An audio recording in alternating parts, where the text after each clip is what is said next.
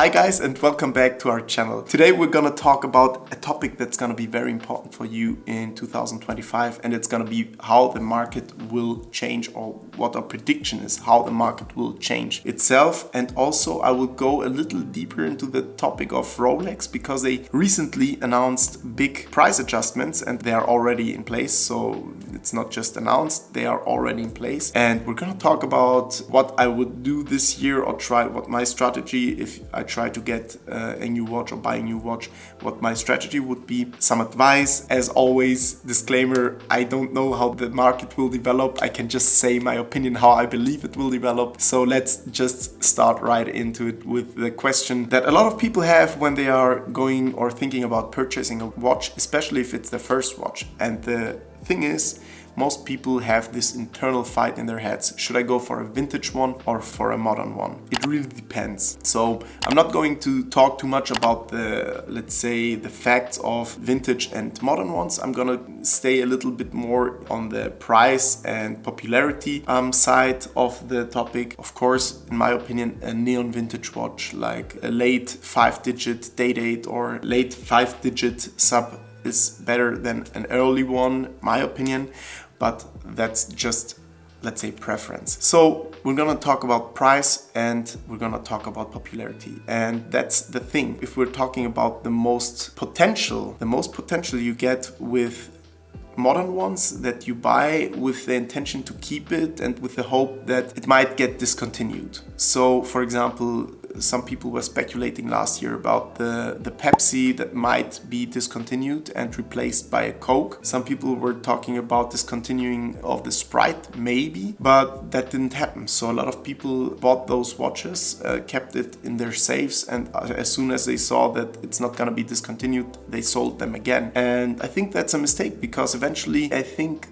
if one of those models will get discontinued, let's just think about also the Starbucks that got a different bezel on their recent MK2 version of the Starbucks. And also let's think about the different dial colors of the Oyster Perpetual. As soon as they're discontinued, the prices go up. And that's why I see most potential with the modern ones. Get a modern one that you are, or you believe might be discontinued, because it's a very, let's say, vibrant color, the green one with the green black, the Sprite, for example, the Lefty. It doesn't really matter. If you believe that it might be discontinued, just buy it and keep it. But that's just thinking about the money perspective. We're talking about the speculation aspect. If we're talking about buying a watch, wearing it, and also trying to lose as much money as possible or have the least risk, then I would go for a 5-digit vintage Rolex, because in my opinion the market for those is relatively stable. So if you look back in 2022, when the watch market had its big hype, I think it was 2001 to 2022, when there was this big hype and then the prices crashed. Most of the watches that were completely overhyped and overvalued were the modern ones, the modern Daytona, the modern Pepsi. The Hulk was on a very crazy level that I still can't believe that people spent that much money on that. And for me, in my opinion, or at least from what I have memorized, the vintage watches had a fairly small price decrease, because also the prices didn't go as much up as the modern ones. So if you're looking to just have a watch that keeps its value, that is very reasonable, which is also a very conservative alternative, I would always go for a vintage or neon vintage watch and not for a modern one. You also have some big changes on the modern watch market that makes it difficult to make price predictions, to make popularity predictions, to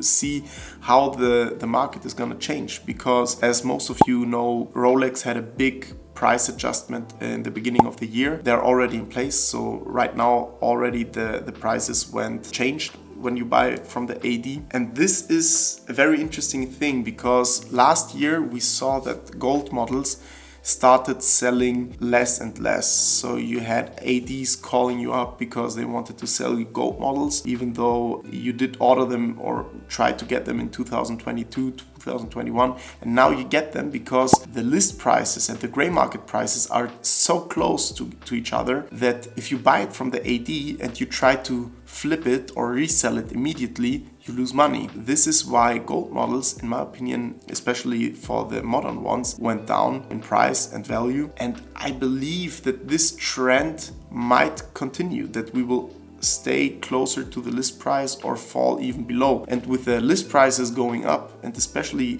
steel gold and gold models, the price increased so drastically. We have some models that went up to 14%. So that's a pretty huge price adjustment that they placed. I'm not sure how this will affect the gray market itself, how gold watches will change in the gray market. I believe that higher list prices will also push the gray market prices a little higher, but I don't believe that with these huge changes that made in the price structure that the gray market prices will go any closer to the list price. I believe that now if you want to get a gold watch, you might have no better option than the gray market. Except if you want to buy a gold watch, a new one from the AD, to have a better connection maybe, so you can get a steel model as well. But we will also face some serious changes in the steel model or steel sports model market, and I'm not sure how those changes will be, but the list prices that went up changed a little of the structure. For example, today I had a client call me and he asked me, for example, for the new Submariner, the normal Submariner, the 126610 LM, and he asked me if it makes sense to buy it, to sell it to us immediately, to flip it basically. And I told him that it might make sense for him if he wants to buy a watch and have some purchasing history with the AD, but I don't believe that the Submariner is a watch that he has trouble selling, so it's not gonna make any big difference in the relationship. But I told him also that if he's gonna sell it to us, he's not gonna make a margin, or not, at least not as much as he would have made, for example, 2-3 years ago, because the list price now is 10,600 euros. The secondary market is around 12k. If we buy this watch, we don't pay much more than that. Maybe we will pay 10.5 to 10.7 or something, but we will not pay 11.5, so you're not gonna make so much money on that. And this is also how it is for a lot of other models as well. And I believe that the price adjustments might push the gray market prices a little higher, but I'm not sure if they will do it as much as Rolex might have wanted to. Because the thing is, as soon as the gray market prices are lower than the list prices, people will stop buying it for flipping purposes, and they might not even buy it from the AD to build a better connection, because if you can get it immediately for 2, 3, 4% less, you might go with this option. This is also why I believe, even though the prices might not go up too much, it might be possible that the popularity of the watches goes up, which is a nice thing to know,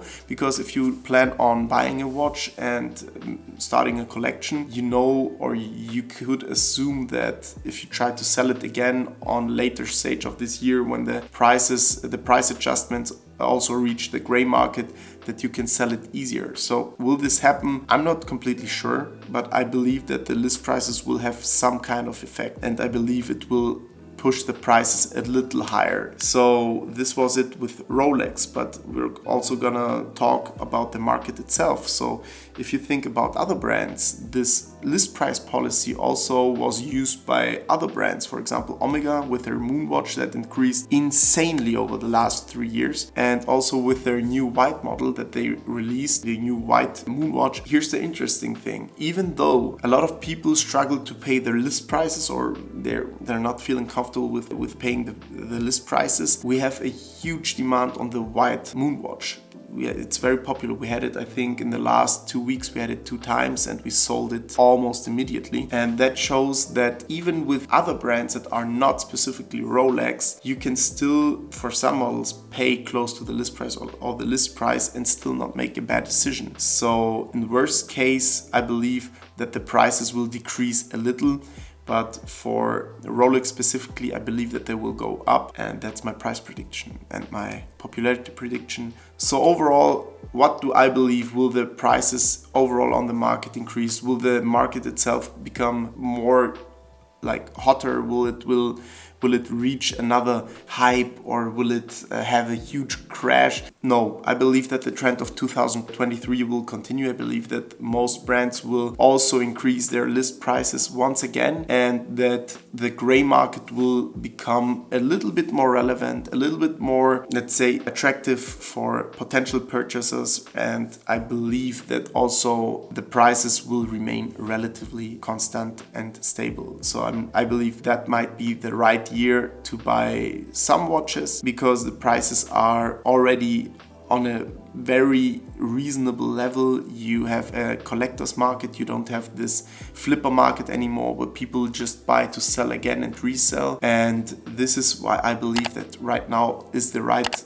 time, or can be the right time, to buy a new watch. But also, you don't have to believe me, we sell watches ourselves. If you're convinced, visit our shop. And also, of course, if you want to have nice watch content, if you want to see beautiful videos and photos of our wonderful watches that we have in store, just check out our Instagram profile, and we'll see each other again in 2 weeks.